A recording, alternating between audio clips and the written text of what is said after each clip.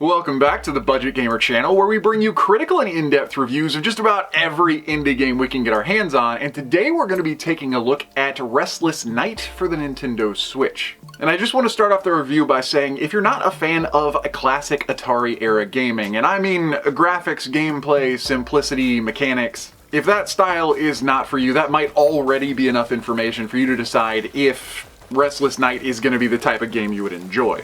But if that's not a total buzzkill for your particular gaming fancy and you're ready to open up a can of ye olde classic arcade styles, then you may want to stick around. As far as the story is concerned in Restless Night, as you would expect from anything classic, anything action, anything arcade style, the story really doesn't have a huge impact. At least not for much more than setting the general scenario and the player's motivation. And in this case, apparently there's some sort of contest going on in the world of the dead, in which case the strongest person or soul or whatever, whoever manages to survive till the end, will be granted a second life and be redeemed back into the world of the living. And so, yeah, I suppose if you would prefer to be alive as opposed to suffer the rest of existence in eternal damnation, that's probably a pretty good motivator. But like I said, the story is pretty much neither here nor there as far as the actual gameplay is concerned. Overall, Restless Night is an arena clear wave style twin stick shooter, and the entirety of the gameplay is divided up into 5 level segments. Each block of 5 levels will have the first 4 levels being wave style combat, and the 5th level is reserved for a unique boss fight. And while there are some cool aspects of the game that do increase difficulty and complexity, such as the voracious nature of the increasing spawn rates or certain item drops, the overall game mechanics are incredibly simple. Quite literally, this is the definition of a twin-stick shooter. One thumbstick controls your character's movement, and the other one controls an automatic fire. And there are no other controller inputs other than maybe pause, and no upgrades, no character leveling, no roguelike scenario. And surprisingly enough, if you die, you don't start the entire game over. You don't even start over from the previous 5-level segment after the last boss you killed. You'll just merely respawn at the level that you died in, then try and push past and make your way out of eternal hell.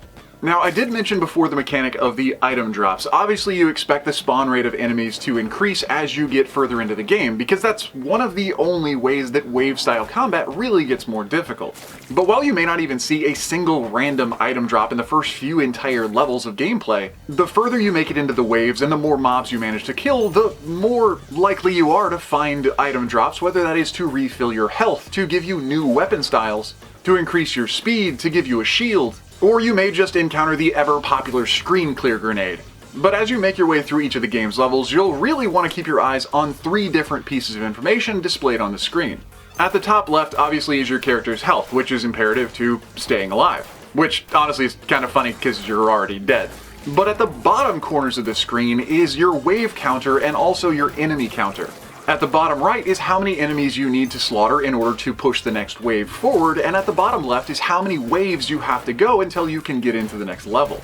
So juggling your attention back and forth between your character's health and how far you've made it through the pace of the waves in each level will actually give you some pretty amazing situational awareness and possibly help you choose between which item drops might be absolutely necessary and which ones you can put off grabbing for at least a few more seconds. I mentioned before, though, that the difficulty of Restless Night pretty much scales in relation to the speed and veracity of the wave spawns. But that's not the only way the game gets more difficult, because every few levels or so, you'll also be introduced to new enemy characters. Initially, in your first few levels, you'll only encounter zombies that take 2 hits to kill, but quickly you'll be introduced to bats that can fly over obstacles, as well as skeletons that might take a couple more hits, leading into almost mini-boss-like characters that take multiple hits and can spam you with some pretty big attacks. But moving away from game mechanics and getting into the general presentation, I'd have to say visually, like I mentioned earlier, the game is fairly Atari. Incredibly low pixel counts, really muddy graphics and muddy colors, and you may even have noticed in the boss fights that there's kind of blocks cut out around their available animations. And this is some super old school classic feel that I can already say will probably divide a lot of gamers, whether they are pro or con. And so like I said earlier, if that's not really your aesthetic, it doesn't matter how solid the gameplay really is. The audio package, just like the graphics, is fairly minimal. But in the game's favor, every single weapon that you pick up and every single enemy that enters the screen or attacks does have its own unique sound profiles. And so while it may be really easy to lose visuals in the screen due to blood spatters, or just a massive amount of ingress, The audio sound effects of the game do help you keep at least a decent awareness of who or what type of enemy has entered to engage you. But now that we've covered the presentation, it's time to get into the critiques. Personally, I feel that Restless Night is actually a really good game for what it is, and it's a really, really great presentation of that exact niche style of gaming. And if you do have any experiences with 2 joysticks and a pocket full of your allowance cashed out into quarters, then at the minimum you might get some retro nostalgia. But that might not be enough to keep a player completely engaged all the way until the end of this campaign.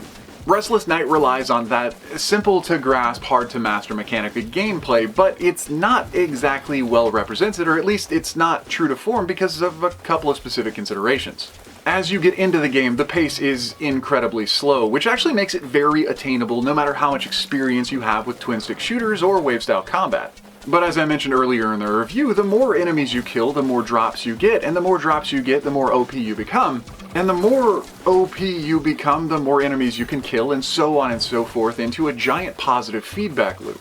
And so if you can manage to stay alive even for a few seconds, there's a good possibility that you can kind of breeze through most of the levels. They do get intense and it will take some reaction time, but once you get a handle on the general mechanic of gameplay and learn how to kind of manipulate the character AI, the difficulty curve really levels out, if not declines to a certain extent. But other than considering the general difficulty curve of the game, I was surprised that there are no scores or leaderboards. And even without online play, you would expect after a death to have some sort of score to let you know how you did. And while it certainly doesn't affect gameplay, it may have a slight tinge onto player investment because it's not quite true to form for that Atari era. But overall, taking a step back and looking at Restless Night as a whole, I'd have to say it is really great for what it is, but what it is more of a casual style wave-clear arcade game. And so whether you're a veteran or you're just getting into it, with the learning curve, it's actually pretty attainable. So if you want to try it out but you're not quite confident in your twin-stick shooter skills, but you do already know that you enjoy more casual, maybe 10-minute bouts of gaming, then especially for the current price tag, not even on sale, it's totally worth it. But if you're not a fan of the graphics and you really want a campaign that has a lot of investment, or if you're a fan of fast-paced combat because you are a bit of a score chaser, then you might find Restless Night to be just a little bit lacking in those areas. But otherwise, for any of the huge avid fans of arena clears, if you're a fan of games like Ubermosh that have like 30-second goals of survival, then while it's definitely not as challenging or as graphically intense as, say, Ubermosh Black, it might still be a fun way to keep your skills polished. But anyway, that does bring us about to the end of Restless Night for the Nintendo Switch, so if you enjoyed the review, or especially if you found it helpful, feel free to throw us a comment or a like to show your support, and don't forget to click that little bell icon when you subscribe to stay updated with the latest content. Because we are putting out 2 reviews a week, Mondays and Fridays, and with thousands of indie games out there and new and unique ones coming out every single day, chances are, whether it's an absolutely unforgettable gem or an easy hard pass, you're probably going to find out about it right here. But anyway, this has been The Budget Gamer, so as always, thanks for watching.